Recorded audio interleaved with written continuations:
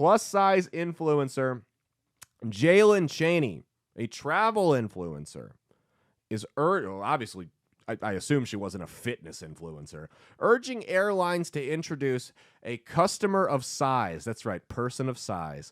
A customer of size policy to save plus-size customers from what she calls mistreatment. Jalen Chaney, who is based in Washington State and describes herself as an advocate for people of all sizes and abilities, except the ability to get off your ass and lose some weight, apparently, wants America's Federal Aviation Authority. I'm pretty sure that falls under the Department of Transportation, so I'm sure Buttigieg will be all over that because it means he doesn't actually have to do his job. Aviation Authority to make flights comfortable and accessible for everyone, including larger people. Okay, there's larger people, like could lose 20 pounds, and then there's this. There's that. There is a difference. That's not large. That's Jabba the Hutt. Her proposals would see clear guidelines in place for customers of all sizes and would mean giving as many free seats to plus-size passengers as they need to be comfortable. So that guy, you think that guy on the plane was mad about the baby. Imagine when some fat bitch takes up a whole row. He's going to lose it. Let me see her picture again. Why? Do you know her? What's she from? I've seen her complain about that's all fat people do is towels in hotel rooms because they're not big enough. Here's my thing. She has to bring her own towels. I'm pretty sure that's her. My mom taught me this when I was young. She said that if everyone else is the problem, there's one common denominator. So if the hotels, the airlines, I'm assuming you have issues with escalators, I'm assuming you have issues with taxis and Ubers, if all of those are the problem, maybe it's actually you. Maybe it's you doing something that directly kills more people than anything else in this country, which is obesity from heart disease and diabetes. So giving as many free seats to plus-size passengers as they need to be comfortable. Does this idiot not understand how plane tickets work? They have X amount of seats on the plane. They sell X amount of tickets. They can't say, hey, how much do you weigh? How many seats does your lard-ass fat piece of trash treat your body like a landfill scum dump? I'm just going off everything I can. How much do you weigh? How wide are you? Could you go down the water slide at the public pool without having to be sawed out? They don't ask those questions. They don't ask those questions when you go to buy a ticket, and you know this bitch like this would be the first one complaining about it. So they don't ask those questions. So how are they supposed to know? If they have 100 seats on the plane, I don't know how many seats there actually are. If there's 100 seats on the plane, and you and your fat fuck friend each take up 7, that's going to screw someone else over, and I really hope it's that guy from that video we watched at the beginning of the show. I really hope he's the one that has to get kicked off because you couldn't put the McDonald's down. Because you just had to have that second shake with dinner last night. Stupid bitch. Her petition implementing a size policy has so far been signed by more than 5,700 people. You know what's funny about this? The average plane ticket's what? $300-$400, right? Just like, unless you're going on Spirit, in which case she would probably tank the whole plane. The average plane ticket's what? $300-$400 probably for like just normal commercial airlines.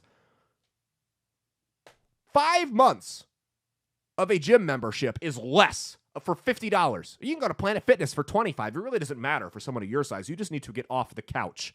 So, yeah, $10 Planet Fitness membership for one gym. A $10 Planet Fitness membership for a year will cost you less than buying one extra plane ticket. And you may not die as soon. So, I don't know. Maybe there's just more. Maybe there's just more advantages to not being a fat piece of trash than being one. Alongside the petition, she wrote, as plus-size travelers, my partner and I, could you imagine what their sex is like? You ever see just like two massive people out in public, a massive couple, and be like, just picture them getting it on in your head? Not because it's like turns you on or anything, but just more for science, like a car accident that you can't look away from. As plus-size travelers, my partner and I have I honestly kind of expected her to be with some dude that was like 140 pounds. It's usually how it goes. You get like the one fat chick with a scrawny little dude that looks like Gollum from Lord of the Rings. As plus-size travelers, my partner and I have unfortunately experienced discrimination and discomfort while flying. Why? From walking up the stairs on the way to the airport? During a flight from Pasco to Denver, my fiance was subjectful to hateful comments, disapproving looks, and even refusal to sit next to him. The hateful comments were, "Oh my God, you're sitting on my baby. Could you please get up? You're going to kill him." That was the hateful comment they received. Even refusal to sit next to them, amounting to discrimination. Yeah, I mean, I wouldn't want to sit next to you either if you were taking up half of my seat that I paid for. The one seat that I paid for.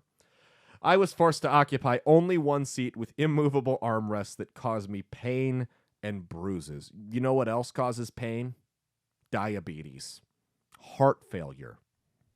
Your inevitable end if you do not stop living the way that you're living. She added that what's needed is better policies that protect the dignity and rights of all passengers. So no, it protects the dignity and rights of you. You don't care about the rights of other passengers that are going to have to get booted onto another flight or outright have their flight canceled because they can't accurately measure how many tickets they can sell for the flight. So those people have to get off because you took up 4 seats. Prioritizes the comfort and well-being of travelers. Again, the comfort and well-being of you. Miss Cheney would like to see alternative seating arrangements, larger seats, bathrooms, and priority boarding and seatbelt extenders. She is also what? Priority boarding because you're fat. Yeah, you get priority. So yeah, exactly. This is not about policies that protect the dignity of all passengers. This is about giving you special treatment. Not special treatment to the same degree that some guy in a wheelchair has who had no choice in the matter, but giving you special treatment because you chose to treat your body like a literal landfill. Special treatment because of your own decisions. This should be a straightforward process that can be accessed online or through customer service. She's also calling for airlines to be required to refund passengers for any extra seats they must purchase during the booking process to accommodate their size. According to Ms. Cheney, she's told by people that it's not fair to the person who has to sit next to her. She's told correctly if she doesn't buy an extra seat. However, when she tells them she does purchase an extra seat, she tell her how she's selfish from taking a seat from another. This is also true. You're just bad. You're bad at life. Your existence is wrong. There is something fundamentally wrong with you because you have a lack of self-control. Everything you do is wrong. Your entire existence is centered around a lie. That lie being that you can shovel Haagen-Dazs, McDonald's, and Twinkies down your pie-sized gullet, and that'll somehow still be just as healthy as the guy that goes to the gym 5 days a week and eats a lean diet. It's garbage, and you know it. According to her Instagram account, across her Instagram account, Miss Cheney gives plus-size travel tips and ranks the airline she considers the most plus-size friendly. Who do you think's number 1? Spirit. Spirit would throw you off. Spirit, man, get your fat ass off the plane. Spirit would not play. One user wrote, "Thank you for speaking up about this. I'm so done with being uncomfortable in public seating." Obviously not uncomfortable enough to lose the weight. I mean, look, we're Americans. Most of us could lose 15 to 20 pounds and be healthy. Most of us could, okay? Those are not the people I'm speaking to. When you look at people like this that are morbidly obese, that is a lack of self-control. That is a lack of discipline. And it's honestly a form of self-harm. Above all else, how do you can't control what you put into your mouth? If you can't control what you put into your mouth to the degree that you have to take multiple plane seats, you're not someone who has an opinion on anything that we should respect. Hey, thanks for watching. If you liked what you saw, be sure to click the link in the description to get the full episode on Rumble. If you prefer to listen along, you could actually get us on Spotify, Spreaker, and iHeartRadio. You can also go to www.outlawstreamers.com to learn more about not just my show, but tons of other great shows and all the exciting projects they have coming up. Follow my socials at Caleb Isn't Funny on Twitter and Instagram, at Caleb Salvatore Comedy on the Chinese Spy app that is TikTok, and be sure to like and subscribe to this YouTube channel. Thanks, and we'll see you every Saturday for brand new episodes of That's Based. Peace.